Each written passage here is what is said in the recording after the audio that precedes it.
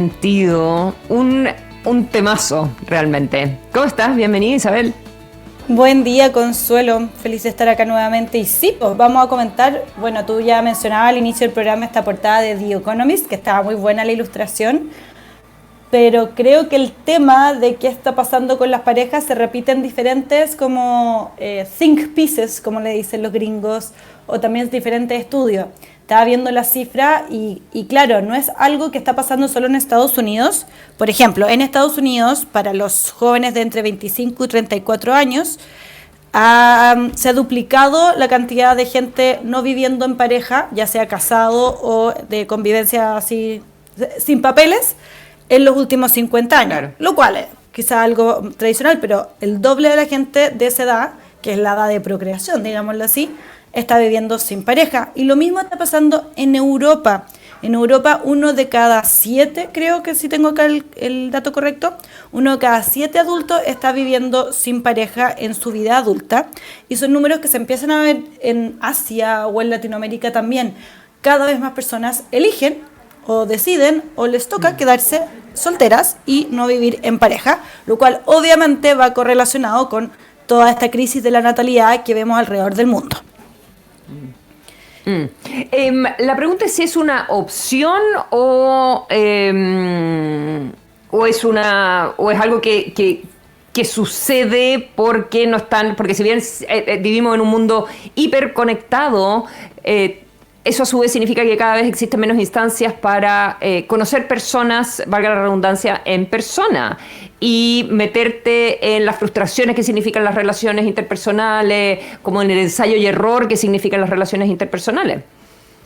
Mira, son como todas las cosas complejas que uno trata de simplificar en artículos de prensa y columnas de opinión, es multifactorial. Y esto tiene que ver con, mira, por ejemplo, nosotros en el Clinic hicimos una nota de baja de natalidad hace un rato y me acuerdo que había un dato bien decidor, o lo hice por alguna columna, ya no recuerdo, muchas cosas que me apasionan sobre.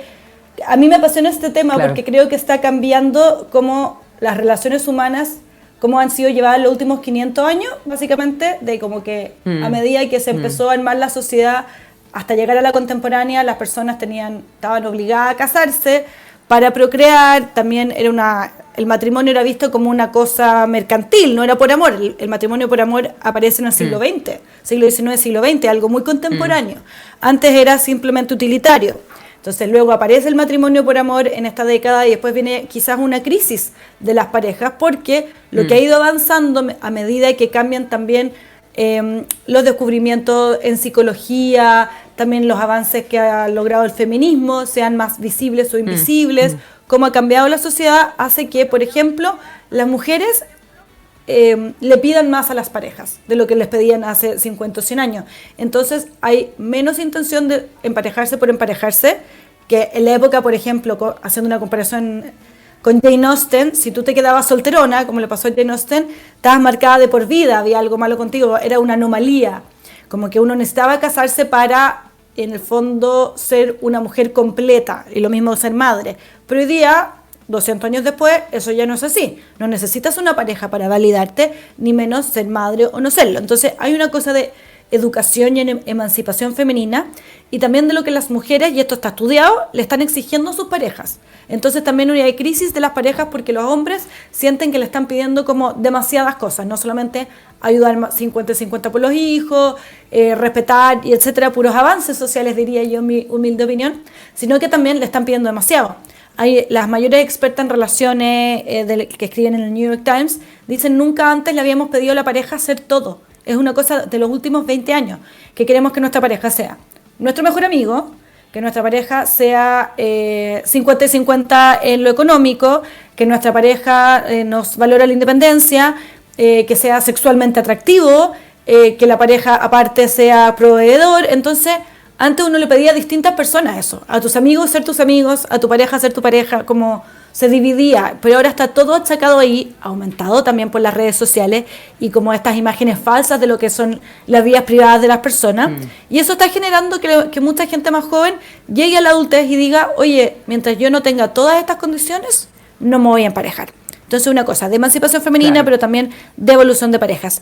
Pero hay también, y era muy decidir un dato. Oye, Isabel, claro, y no, Sí. Isabel, y tú dices, bueno, no me voy a emparejar porque no lo necesito, porque puedo tener independencia económica, porque no es un estigma estar sola, Exacto. porque no soy la única que está sola, y porque puedo tener perfectamente un hijo sola. Puedo adoptar o puedo Claro. contratar una inseminación artificial o puedo quedarme embarazada de algo y ni contarle, en fin, y criar a mi hijo sola. O sea, obviamente que es difícil, pero no es imposible.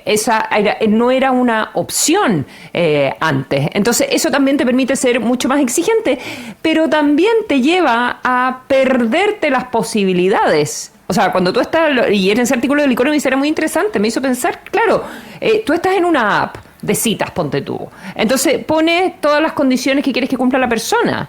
Pero ese va a ser un pool muy pequeño. Cuando tú vas a un bar o, no sé, para Claro. una fiesta o a la calle o a trotar o al parque o cualquier actividad verdadera en el mundo real, vas a conocer personas que no cumplen todas esas características y quizás te vas a permitir entrar en una relación ahí, que si lo escoges en la app vas a ser mucho más exigente en lo que le pides a la app. Exactamente. Y el otro día se armó como de estas tormentas digitales por un ensayo que fue publicado por la revista Vogue en Estados Unidos, cuyo título era bastante provocador. Yo no encontré tan bueno el ensayo, pero el título era bueno y dio para mucha discusión, que era como, ¿da vergüenza ahora tener pololo? Literalmente la traducción era esa, como, ¿is having a boyfriend embarrassing? Y era una chica que contaba como algo que ella veía como en Instagram, que si antes, hace 20 años, cuando partieron las redes sociales, todo el mundo, lo primero que posteaba si tenía un pololo era el pololo por todos lados, y la foto de perfil de WhatsApp con el pololo, y todo en pareja. Ahora las mujeres lo hacen menos, incluso como que van cortando el pololo por el lado, y hablaba con un par de otras mujeres y decían, mira, hay una cosa de que aprendimos a usar las redes sociales, porque uno tapizaba las fotos del pololo y después terminaba y tenía que o borrar las fotos o hacerse la lesa. Yo siempre sentía que Bajar yo le el ponía en perfil, el partir de cero. no, yo le ponía en el like a gente que yo decía, ¡ay, qué suerte! Y viajan y están súper enamorados. Y después te hacen, oye, se separaron. Y yo decía, devuélveme el like. O sea, yo caí en tu engaño piramidal. Pero que ahora la gente joven, claro, sube menos a la pareja. Y también porque en el fondo ya no es símbolo de estatus, como lo fue por buena parte de la historia de la humanidad para las mujeres. Entonces como que ahora había un tema de cómo mostrarse a sí misma, y a veces el pololo o el pololo recortadito. Y bueno, era un poco exagerando el punto, como lo son algunos de estos ensayos. Y analizaban como los pololos vergonzosos de la historia de las películas, como que a veces como, en el fondo es mejor sola que mal acompañada. Pero esto también igual afecta a los hombres, si son la mitad, el 50% de las relaciones. Exacto, claro, claro. ¿Cómo vamos por el otro lado de la medalla? Bueno, hay muchos también artículos sobre esta crisis de la masculinidad, lo que mencionaba antes, que los hombres están un poco desconcertados de que ahora las mujeres estén no solamente exigiendo más, sino exigiendo tanto. Entonces están un poco como dando vuelta en círculos sobre cómo insertarse dentro de este nuevo espacio de las relaciones sociales. Ahora, todos estos artículos, porque no es solo el del Economist, obviamente no tildan de positivo o negativo este cambio, pero sí obviamente afecta la demografía, que es la tasa de la natalidad también. Más allá que uno puede tener guagua sola, igual con menos parejas nacen menos hijos, y hay una correlación. Y eso obviamente va a afectar las políticas públicas y todo lo que hemos hablado en nuestro país al respecto, y que está prendiendo las alarmas en todo el mundo. Mira, igual hay estudios para todos porque hay unos estudios que dicen que la gente que vive en pareja muchos años tiene mejor salud mental que la soltera, pero hay otros que dicen que los que llegaron a más viejos solos y sin hijos llegaron más felices porque tienen menos preocupaciones. Ahí hay que ver con quién quedarse y con qué estudio que le dé a uno paz mental sobre las decisiones que ha tomado en la vida. Pero sí creo que estamos viendo, claro, yo lo encuentro muy fascinante como un nuevo momento de la humanidad, que nos está costando verlo con distancia porque estamos muy insertos, pero está cambiando absolutamente cómo nos relacionamos. Ahora, hay aspectos que uno, y también cuando se habla de la baja la tasa de natalidad, no sé, en nuestro país, por ejemplo, también es un triunfo, parte importante importante tenía que ver con niñitas que se quedaban esperando guagua cuando estaban en el colegio, que tenían que abandonar sus estudios, había un círculo de la pobreza que se terminaba replicando. Entonces, en ese sentido, es un éxito que baje la tasa de natalidad cuando pensamos que las mujeres pueden terminar su colegio, que pueden luego estudiar una carrera o entrar a trabajar, ¿cierto? Pero si es que somos todos solteros y creo que es un problema para los gobiernos, para el financiamiento, Lo es. y si tenemos además esto amplificado por tecnologías que nos hacen sentir falsamente acompañados, ¿verdad? Y como con dopamina y con esta idea de inteligencias artificiales que te dicen todo el rato que eres lindo y precioso y que has visto cuando uno conversa con el chat, cuando estás trabajando con el chat. Qué genial tu pregunta. Que lo que dijiste era una buena idea. Qué genial. Qué espectacular. Veámoslo por acá. Mira, es como cuando eso finalmente lo que está creando es como pequeños monstruos de todos nosotros. Es como cuando uno está entrevistando con solo algo que solo veíamos antes los periodistas, cuando el entrevistado no te quiere contestar y que te dice, excelente tu pregunta, gracias por hacérmela. Qué buena tu pregunta, es lo peor que le pueden decir a uno, claro. Mira. Pero en el fondo lo que tú dices es una nueva era cultural.